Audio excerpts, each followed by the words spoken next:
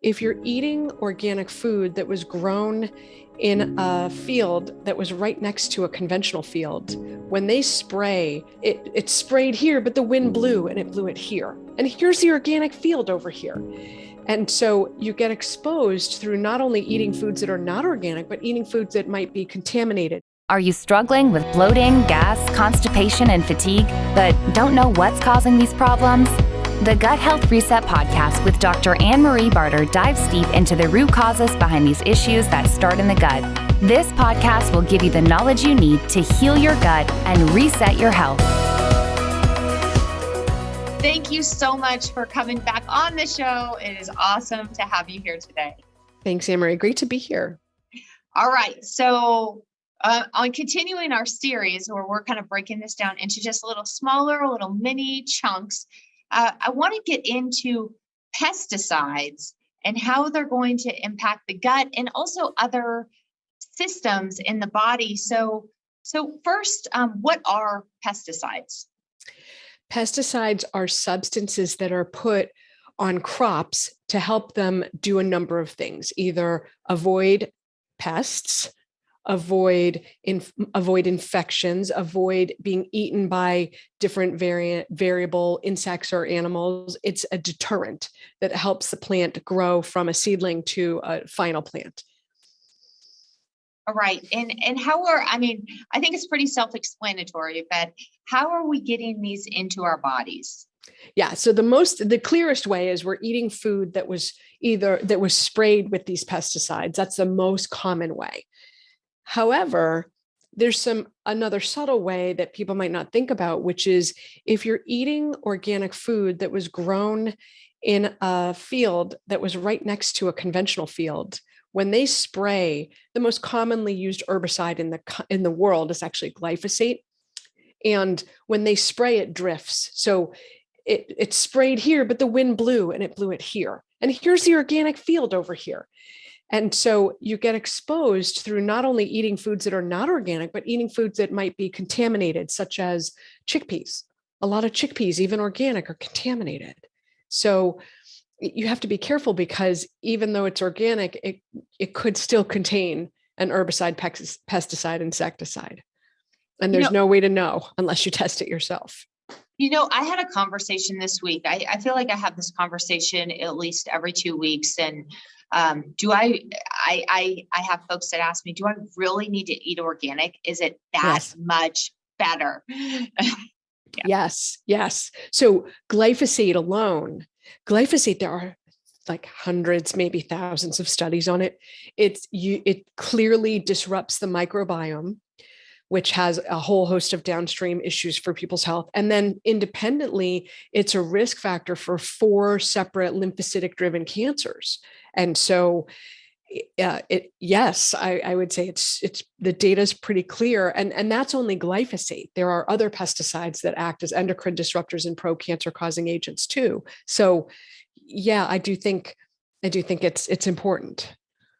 So, can you go into a little bit more on what they do to our microbiome in our gut? Yeah, so it can cause disruption of all comers. So bloating, gas, diarrhea, constipation, imbalance in the gut flora. So think of your gut like this beautiful garden, and there you can grow certain bacteria that are like, I call them weeds. They don't belong there. They're not helping you. They're not making the garden better. And then sometimes they can actually be invasive. And so when you disrupt this beautiful garden, you can have inappropriate bacteria grow. And that then leads to things like oversecretion of beta glucuronidase, which is what we touched on in another one of these discussions, and imbalances in the probiotics. So you may not digest your food as well. You may have growth of bacteria where it shouldn't, otherwise known as SIBO. So it's growth of appropriate bacteria in an inappropriate place in the small bowel. So there's a lot of consequences that can happen for people. Absolutely. And how do we build back our gut after we have been exposed to these pesticides?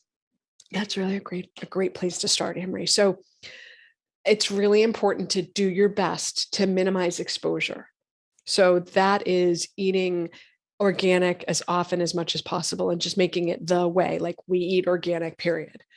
Then the next part of that is ensuring that you get not too much processed food. Michael Pollan really said it best: eat food, real food, not too much. So if you have a whole list of ingredients, that's a problem. Basically, the ingredients would be zucchini or eggplant or tomatoes, whatever that is. So try to have it be as minimally processed, because not only do you get the glyphosate when you eat grains, but when you start to add all these different ingredients, you're getting a lot of sources of potentially contaminated foods. So try to avoid grains, because that'll decrease your exposure to glyphosate. Eat organic, that will decrease exposure to glyphosate and other pesticides. And try to eat minimally processed food so that you're not adding a whole bunch of other things into the mix.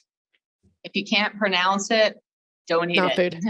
Not food. Not food. Awesome. And then, so building our gut back after we're exposed, what do you think of with that after being exposed to glyphosate? I mean, we're basically exposed to glyphosate ongoingly. So I'm a huge proponent of Aspergillosis and a broad spectrum of lactobacillus probiotics, both from food. There are yogurts, tons of yogurts that have it. I just always say to people, you don't want to eat the sugar yogurt, because that's, giving with one hand and taking away with the other. So you really want to watch your sugar intake, because that will also serve as a toxin for the gut and throw off the microbiome. But okay, assume you're getting your probiotics from unsweetened yogurt, or you can take a pill. And then Aspergillosis is a protective mold strain that helps balance out the gut too. Mm-hmm. I have actually a funny story about yogurt. I picked up some yogurt, and I almost get, I exclusively get no sugar, nothing. And it had like 5 grams of sugar in it. And I was like, what is this? This is so sweet. And generally, you have a lot of yogurts that have 15 grams of sugar, or just really, really high amounts of sugar. And that's a really sneaky one, because most people do not realize how sweet they are. So they're really sweet. So I would recommend not only unsweetened, but I mean, this isn't really part of it, but artificial sweeteners also disrupt the microbiome. And so you don't want to get a sweetened yogurt with artificial sweeteners, even if they're natural, like stevia or monk fruit, because they're also training the body to taste for sugar. And then there's a philosophy or idea that when you eat something that's sweet, your body thinks that sugar's coming. So you put out a load of insulin, but no sugar comes. So you don't have that spike, but you have the insulin. So now you have a plummet in your blood sugar, and now you're craving and hungry. And it actually looks like it leads to actually more intake than if you just had either no sugar or something that was truly sugar, which I don't recommend. Go for no or low sugar, but it's worse to do the artificial flavors and colors. Awesome. Well, thank you so much for being here and sharing your knowledge on pesticides in the gut. My pleasure. Thanks, Anne Marie.